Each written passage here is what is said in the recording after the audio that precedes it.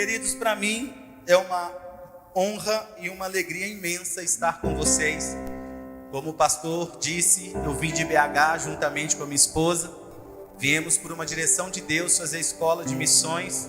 Esse ano estamos ali aprendendo, recebendo do Senhor e nos aperfeiçoando ainda mais para que possamos cumprir o propósito e o desígnio dele nessa terra.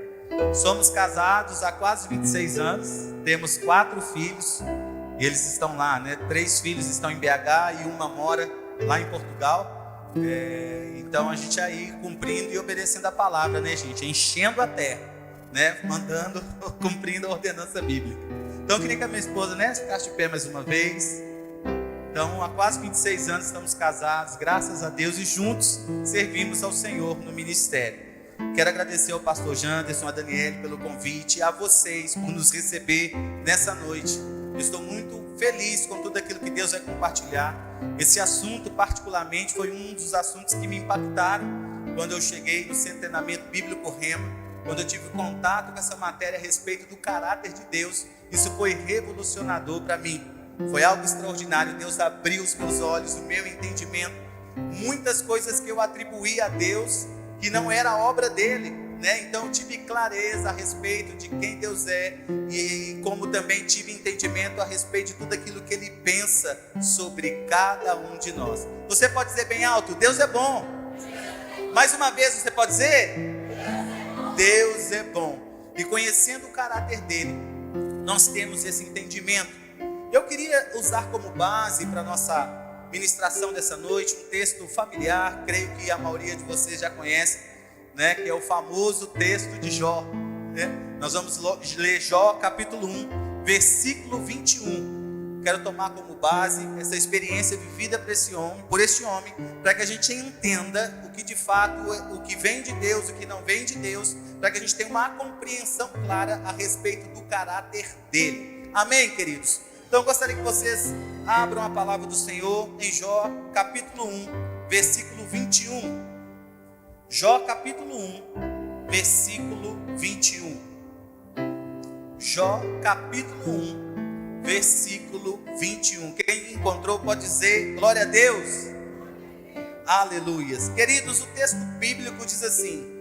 Eu vou estar lendo aqui na versão King James atualizada, então talvez ela esteja um pouquinho diferente da sua, mas não atrapalha na compreensão como um todo desta mensagem. A Bíblia diz em Jó 1, 21: E exclamou em oração: Nu deixei o ventre de minha mãe, e nu partirei da terra. E Yahvé Deus, Yahvé deu, e Yahvé tomou. Louvado seja o nome do Senhor. Em outras versões, Deus deu e Deus tomou. Louvado seja o nome do Senhor. Pai, essa sua palavra, nós agradecemos por ela, porque é viva e eficaz. Pedimos que o Senhor nos conceda nessa noite sabedoria e revelação do pleno conhecimento da sua vontade. Nos rendemos à liderança do seu Espírito e pedimos que o Senhor fale abundantemente com cada um de nós.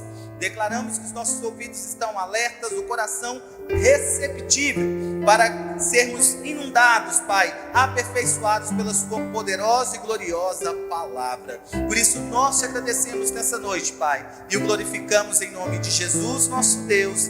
Amém, amém e amém. Queridos, antes de nós falarmos especificamente dessa experiência vivida por Jó, eu quero aqui trazer uma distinção entre personalidade e caráter, porque eu creio que às vezes a gente faz um pouco de confusão entre essas duas palavras, mas o que eu e você não podemos perder de vista é que há uma diferença muito grande entre elas. Quando a gente fala de personalidade, nós estamos falando do jeito da pessoa ser alegre, tímida, extrovertida, falante, um pouco mais calada. Ou seja, isso está ligado à personalidade de uma pessoa como um todo. Entende isso? Mas quando nós falamos de caráter, nós estamos falando da essência, daquilo que a pessoa pensa, daquilo que a pessoa faz. Quando você fala da pontualidade de uma pessoa, você está fazendo menção do seu caráter. Quando você fala da dignidade, da honestidade, da bondade, você está mencionando aspectos a respeito do caráter desta pessoa. Da mesma forma, eu e você precisamos compreender, entender, por meio das Sagradas Escrituras, aquilo que a palavra fala sobre o caráter do nosso Deus. Porque quando nós não entendemos verdades a respeito do caráter de Deus, isso pode nos levar a pensar coisas equivocadas a respeito do nosso Senhor. Quando nós olhamos para a antiga aliança, nós vamos ver que eles tinham um comportamento em comum, que era tudo o que acontecia na vida deles, eles atribuíam a Deus. Seja algo bom, seja algo ruim, eles atribuíam a Deus. Aí você pode me perguntar, por que eles tinham esse entendimento? Nós não podemos esquecer daquilo que Hebreus nos diz. Fala que na época em que eles viviam, eles não tinham uma clareza de quem o Pai era. Tanto é que Hebreus vai dizer que a antiga aliança é sombra daquilo que seria revelado no Novo Testamento. Então, de acordo com a dispensação que eles estavam vivendo, eles não tinham uma compreensão clara de quem Deus era, ou de quem Deus é. E por esta razão, eles atribuíam muitas coisas a Deus. E não foi diferente com Jó. Para quem não conhece a história de Jó, a Bíblia vai descrevê-lo como um homem temente, como um homem que amava Deus e constantemente oferecia ao Senhor os seus sacrifícios. E você vai ver que em um determinado momento da vida dele, de acordo com aquilo que está escrito na Bíblia, ele passa por um período de tribulação e dificuldade, onde ele perde filhos, onde ele perde bens, onde ele perde a própria saúde. E no momento de dor, no momento de aflição, a sua mulher chega até a pedi-lo para que este amaldiçoasse a Deus. Mas o que me chama a atenção é Jó descrever e dizer, ou até mesmo afirmar, que tudo aquilo que estava acontecendo, ou seja, toda aquela calamidade, toda aquela dor, todo aquele sofrimento, era algo divino. Tanto é que quando a sua mulher pede, amaldiçoa o seu Deus e morre, ele vai dizer, foi Deus que deu, mas também foi Ele que tomou. Então essa concepção equivocada a respeito do caráter de Deus fez com que Jó acreditasse que toda aquela calamidade era uma obra divina, era uma obra de Deus, talvez com algum propósito de corrigi-lo ou aperfeiçoá-lo. Mas veja, não é isso que a Bíblia diz, e o próprio texto do livro de Jó vai explicar para nós que Deus não tem a ver com as perdas as quais Jó enfrentou. Pois o texto bíblico vai dizer que certa vez o diabo se apresenta diante de Deus e o Senhor fala com ele, você está vendo meu servo Jó, ele é íntegro e fiel. Aí o diabo vai dizer, claro, você o cerca, você o protege, você o abençoa, mas no dia que você tirar tudo isso dele, com certeza ele vai te amaldiçoar. Aí o diabo então fala para Deus tirar as coisas dele. E o texto bíblico vai deixar claro para mim e para você que não foi Deus que tirou. Então, atendendo ao pedido, Deus disse ao diabo, então vá lá, pega aquilo que ele tem, mas não toca no seu corpo, não toca na sua vida, não tire a sua vida. As demais coisas você pode mexer. Então o diabo se retira da presença de Deus. Depois você leia todo o livro de Jó. Eu aconselho você ler para você entender. Eu estou parafraseando aqui, contextualizando você. Mas veja, então quando o diabo recebe essa palavra, então vai em direção a Jó e começa a tomar aquilo que ele tem. Mas se você observar o texto bíblico, você vai perceber que quem vai tomar as coisas de Jó não é Deus, e sim o diabo. Entende isso? Porque Hebreus vai descrever a pessoa de Deus como aquele que dá, como aquele que abençoa. Tanto é que o autor da carta aos Hebreus vai dizer que o Senhor, o nosso Deus, o nosso Pai, Ele é galardoador. Essa palavra galardoador significa aquele que dá presentes, aquele que abençoa, aquele que favorece. Então, seja, aquele que dá, aquele que abençoa, aquele que favorece, esse é o nosso Deus. Mas conforme está escrito em João 10, versículo 10, aquele que rouba, mata e destrói é o diabo. Eu quero que você entenda que quando Jó fala que Deus estava tomando, é algo muito sério, porque quando você para entender o significado literal da palavra tomar, é você apropriar de algo à força, é apropriar de algo sem ter algum consentimento, ou seja, você toma da pessoa, você se apropria dela, e Deus jamais faria isso com seu servo. Mas o diabo, aquele que é considerado, descrito na Bíblia como ladrão, este sim, ele toma, ele rouba. Então foi ele que roubou, foi ele que tirou as coisas de Jó, e não Deus. Mas às vezes as pessoas começam a achar que Deus é aquele que vai usar as situações para corrigir ou disciplinar, mas isso não é verdade, queridos. Mais para frente, logo um pouquinho aqui, eu vou descrever para vocês o que Deus usa para nos corrigir como seus filhos. Mas eu quero chamar sua atenção para algo que o próprio Filho de Deus vai dizer em Mateus capítulo 7, do versículo 9 ao 11. Sabe o que Jesus disse? Ele disse assim: o qual dentre vós é o homem que, se o filho pedir pão, lhe dará uma pedra? Ou se lhe pedir peixe, lhe entregará uma cobra? Assim, se vós, sendo maus, sabeis dar bons presentes aos vossos filhos, quanto mais o vosso Pai que está no céu dará o que é bom aos que lhes pedirem. Olha só, queridos, eu quero trazer aqui para você o contexto no qual Jesus citou estas palavras. Quando ele diz a respeito da maldade, da malignidade, ele está querendo fazer uma referência ao estado caído do homem, espiritualmente falando. Porque desde quando o homem caiu no Éden, este foi contaminado pelo pecado. Então, quando Jesus está falando, vós que sois maus, ele estava dizendo para pessoas que ainda não haviam passado pelo novo nascimento. Então ele está dizendo, para vocês que estão mortos espiritualmente, outras palavras, para vocês que estão vivendo debaixo do jugo do pecado, para vocês que ainda estão influenciados pelo poder da morte, mesmo em um ambiente de trevas, mesmo num ambiente de consciência espiritual completamente comprometido devido ao pecado, vocês conseguem pensar coisas boas para os próprios filhos que vocês geraram, quanto mais o Pai que está nos céus. Então veja, ele estava dizendo para pessoas que ainda não haviam conhecido a Cristo, e essas pessoas, mesmo estando mortas espiritualmente, eram capazes de dar o melhor para os seus filhos. O que dirá o nosso Deus, irmãos?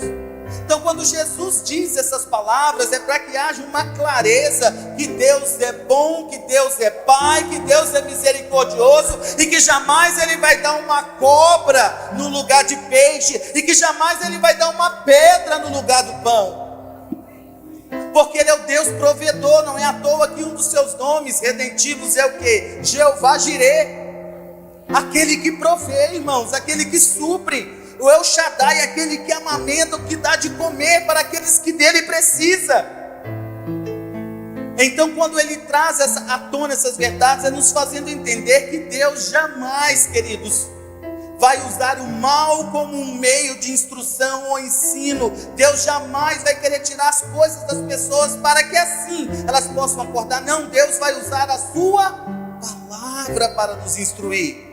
Tiago certa vez diz o seguinte, Tiago capítulo 1, versículo 13, vai dizer o seguinte: toda boa dádiva e todo dom perfeito vem do alto, descendo do Pai das luzes, em quem não há oscilação, como se vê nas nuvens inconstantes. Olha só, toda dádiva, todo dom perfeito vem de quem? Vem de Deus, queridos.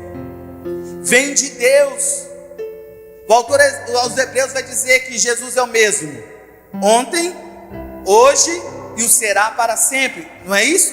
E aqui Tiago está dizendo que não há oscilação, ou seja, Deus não muda de ideia, Deus não oscila naquilo que Ele é, irmãos. De geração em geração Ele vai permanecer bom, de geração em geração Ele permanece fiel. Ele não muda, Ele é imutável, porque Ele é bom, e Ele pensa dar aos seus filhos também aquilo de acordo com a sua vontade. A Bíblia descreve a vontade de Deus como dolorosa, dificultosa, pesada. Isso está escrito na Bíblia, irmãos? Sim ou não? Sim ou não? De acordo com Romanos 12, a vontade de Deus é dura, é difícil, causa dor, causa peso, causa fardo, causa doença, causa miséria, causa morte. É isso que está descrito lá? Se não é isso que está descrito lá, como então podemos atribuir essas coisas a Ele, sendo que a vontade dele é o quê? Boa, perfeita e agradável. A vontade dele é boa, perfeita e agradável. Por que a vontade dele é boa, perfeita e agradável? Porque o caráter dele é bom, é perfeito e agradável, irmãos. Porque você não pode desassociar uma pessoa das suas obras. As obras de uma pessoa revelam quem ela é. Então a bondade, aquilo que é agradável, tudo isso refere a esse Deus maravilhoso que ama a mim e a você incondicionalmente. Paulo vai descrever que mesmo quando ainda éramos pecadores, Ele enviou o seu Filho por nos amar de tal maneira, queridos. E por que Ele nos amou de tal maneira? Porque o caráter do nosso Deus é bom. Ele é bom, irmãos. Ele é bom, então o que vem de Deus é bom. Aquilo que Deus faz é bom. Toda bondade vem dele. Para corrigir os seus filhos, irmãos, Deus não vai usar as armas do diabo. Deus não precisa usar a doença, a enfermidade, a miséria, a fome para ensinar ou instruir os seus filhos. Não, Ele vai usar o que? A sua palavra. Mas aí alguns vão dizer, não, mas lá em Provérbios, no capítulo 12, versículo 13 e 24, Provérbios 13 e 24, vai dizer que Deus usa a vara para corrigir. E de fato, Salomão vai dizer isso. O que retém a vara aborrece o seu filho, mas quem o ama, cedo o disciplina. Mas veja, não há possibilidade de nós entendermos essa palavra vara como doença, miséria, morte, maldição. Eu quero recapitular o que Jesus disse. Uma pessoa que ainda não havia passado pelo novo nascimento, Ele disse o seguinte: se o seu filho pedir peixe, você vai dar peixe. Se o seu filho pedir pão, você vai dar pão. Não é isso? Agora Deus, quando o filho pede saúde, Ele vai dar doença? Quando o filho pede prosperidade, Ele vai dar escassez? Não, irmãos. Mas se nós errarmos, e se nós escorregarmos por algum motivo, nos distanciarmos do nosso propósito de vida, e se nos afastarmos daquilo que Deus tem para nós, o que Ele vai usar para nos disciplinar? Aí alguns vão dizer, Ele vai te pôr na cama. Eu te digo que Ele me põe na cama todos os dias, porque em paz me deito, e logo pego no sono. Porque só Ele me faz repousar em segurança. Ele vai fazer você passar na prensa de Jeová, a moinha do Jeová, a chibata de Jeová. Cada dia estão aumentando aí, gente. Mas eu quero que você entenda que a palavra vara no hebraico é a palavra shevet. Não é chevette não, tá, gente? Chevette. Que significa cajado ou bastão, como o que era usado por pastores. Olha que interessante. Então a vara aqui era um instrumento usado pelos pastores para dar o que? Direção às suas ovelhas. Eu nunca assisti um vídeo de um pastor com o seu cajado ferindo a ovelha até matá-la. Eu nunca vi um pastor usando o seu cajado para acabar de jogar precipício abaixo uma ovelha que porventura está ali pendurada. Pelo contrário, com ela que ele vai lá e a retira do lugar de dificuldade e atrás de volta para o lugar de paz. Então quando nós falamos de vara, ou a vara que Deus usa, é a palavra dele, irmãos. Deus não vai usar circunstâncias, Deus não vai usar adversidades, Deus não vai usar essas coisas ruins que assolam a humanidade como um meio ou um instrumento de correção. Não, Ele vai usar a sua palavra, irmãos. O apóstolo Paulo, escrevendo ao seu filho ou ao seu discípulo Timóteo, no capítulo 2 Timóteo 3, 16, 17, Paulo diz o seguinte: toda a escritura é inspirada por Deus e proveitosa para ministrar a verdade.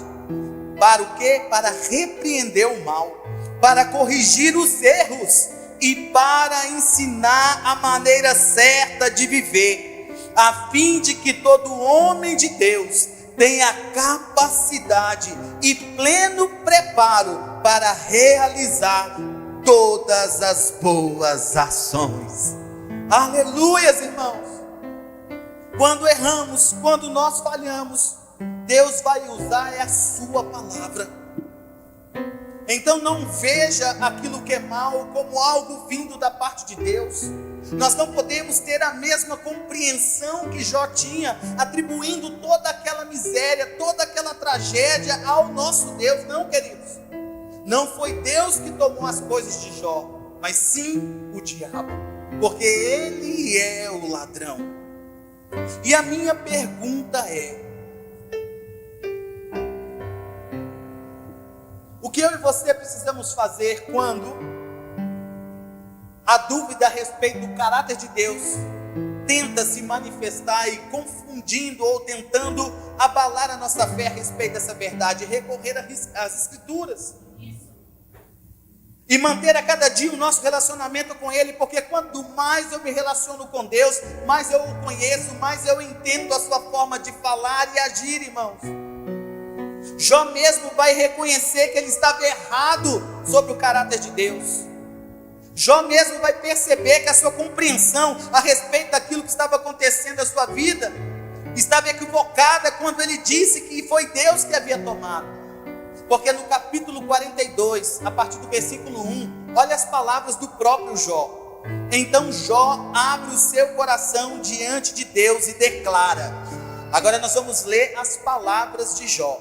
Sei que podes realizar tudo quanto desejares. Absolutamente nenhuma das tuas ideias e vontades serão frustradas. Tu questionaste: quem é este que sem conhecimento obscurece o meu conselho? Olha o que Jó vai dizer agora, queridos. De fato falei do que não entendia, abordei assuntos sobremodo complexos sem a devida sabedoria. Tu ordenaste, agora pois ouve-me e eu falarei, e eu te questionarei e tu me responderás. De fato, meus ouvidos já tinham ouvido a teu respeito, contudo, agora os meus olhos te contemplam. Por essa razão, menosprezo a mim mesmo e me arrependo sinceramente no pó e na cinza. Olha só, queridos, o próprio Jó reconhecendo que ele estava equivocado a respeito de quem Deus era. Ele arrepende sinceramente no seu coração por ter atribuído a Deus tudo aquilo de ruim que havia acontecido na sua vida. Ele entende, gente, não foi Deus, não foi ele. Não foi ele. Então ele se arrepende. E agora Jó não tem apenas uma informação a respeito de Deus. Agora ele tem conhecimento que foi adquirido por meio de relacionamento e experiência. Agora ele não estava só embasando o seu relato naquilo que ele havia ouvido falar, mas agora ele entendia que de fato Deus era tão bom, tão misericordioso, que jamais ele tomaria tudo aquilo que havia lhe dado. Então veja, queridos, Deus é bom. Ele não vai usar aquilo que é mal para nos instruir ou nos corrigir. Mas uma das coisas que eu confesso a você que me intrigou tanto nessa história, que eu tive que reler várias vezes, até que a luz se acendeu, porque eu pensando a respeito de quanto Deus é bom, o quanto Ele é misericordioso, uma coisa que bombardeava no meu coração foi essa conversa entre ele e o diabo, quando este pede para ferir Jó e Deus o permitiu. E isso me deixava intrigado. Eu falava, gente, por que Deus permitiu? Por que Ele não impediu o diabo? Não, nele você não vai tocar. Aí até que os meus olhos se abriram para essa verdade, eu pude entender, irmãos, que a única razão pela qual Deus permitiu que Jó fosse tocado pelo inimigo, porque até aquele momento a dívida pelo pecado ainda não havia sido paga. Entende isso? Jesus até esse momento não havia vindo ainda para se oferecer como sacrifício e expiação, para expurgar o pecado de uma vez por todas. Sabe o que? Por mais que Jó era um homem que oferecia sacrifícios, Esses sacrifícios não lhe concedia expiação eterna, como o sacrifício de Cristo proporcionou para nós, como está descrito em Hebreus capítulo 9. Por um instante, a ira era apaziguada, era aplacada mediante o pecado, por causa dos sacrifícios que eram oferecidos, mas não era capaz de justificar o homem. Somente o sangue de Cristo é que tem o poder justificador, queridos. E ser justificado é o que? Ser declarado inocente. Mas para que uma pessoa seja declarada inocente, é necessário que aquilo que era um documento que constatava a sua culpa e a sua falha, a sua transgressão, seja anulado. Porque enquanto este documento estiver em vigor, ainda assim há contestação de culpa, querido. Então veja, um homem morre no pecado quando este peca no Éden. E Paulo vai descrever lá em Romanos 5,12 o seguinte: concluindo, da mesma forma como o pecado ingressou no mundo, por meio de um homem, e pelo pecado a morte, assim também a morte foi legada a todos os seres humanos, porquanto todos pecaram. Veja, o pecado de Adão trouxe um legado de morte sobre a humanidade. E enquanto Jesus ainda não havia se manifestado em carne para se oferecer como sacrifício propiciatório, o homem então se via condenado. E era por isso que havia uma separação entre Deus e o homem. Por isso que Deus não falava direto com as pessoas. Ele usava intermediários como os sacerdotes, como os profetas, que era a única forma que Deus poderia falar com esses homens, até que o véu se rasgasse do alto a baixo. Mas até esse dia havia um escrito de dívida. Então quando Satanás se apresenta de Deus pedindo para ferir Jó, Satanás ciente que ainda havia um escrito de dívida. Então, de forma legal, ele pede a Deus para tocar Jó, e Deus não teve outra alternativa a não ser permitir, porque até aquele momento o homem ainda era devedor, irmãos. O homem ainda era devedor. O homem ainda se via culpado, ainda havia um escrito contrário a ele. Eu não sei você, mas quando uma pessoa passa por um momento onde ela não consegue arcar com seus compromissos, ela contrai uma coisa chamada dívida ativa. O que significa essa dívida ativa?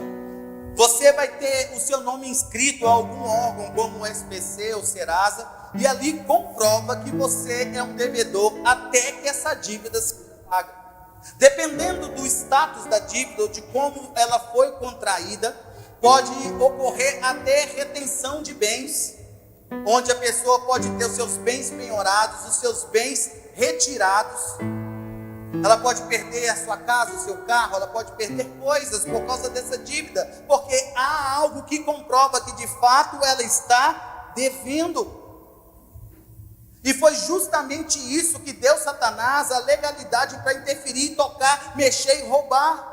Por causa desse escrito contrário, dessa mancha ocasionada pelo pecado, deu o diabo a autoridade para interferir nessa história.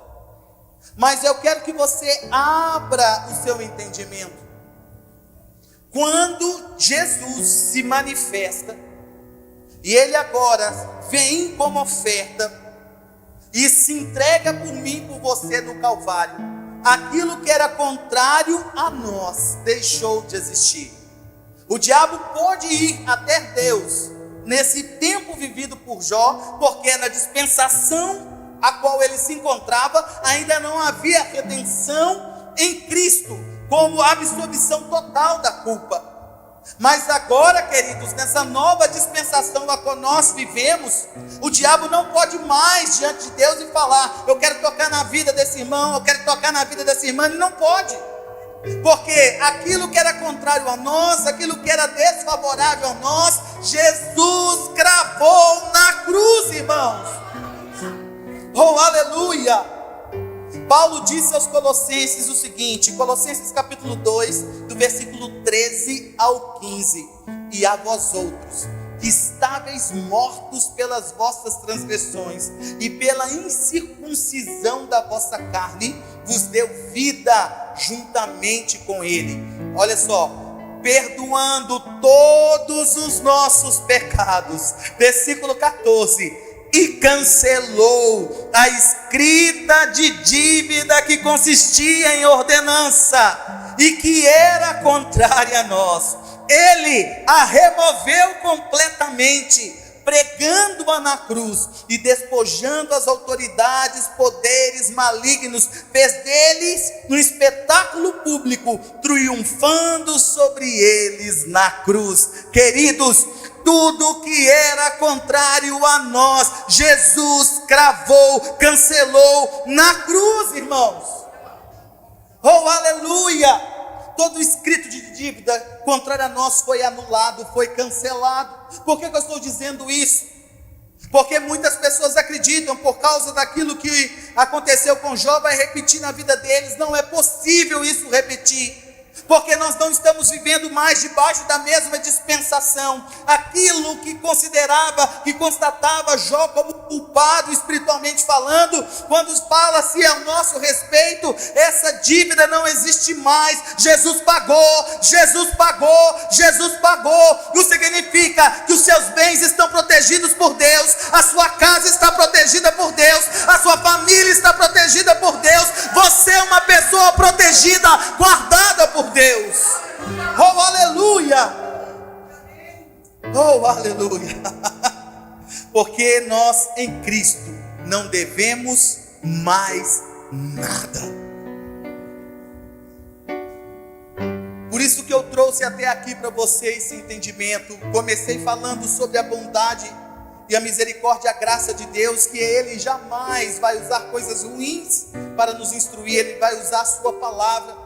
Vimos também que o diabo outrora pôde tocar em Jó devido à dispensação que ele estava vivendo, mas essa não é a nossa realidade. Vivemos numa nova dispensação, uma nova aliança foi estabelecida pelo sangue de Cristo, e essa nova aliança concedeu a mim e a você a absolvição de todas as nossas culpas, queridos.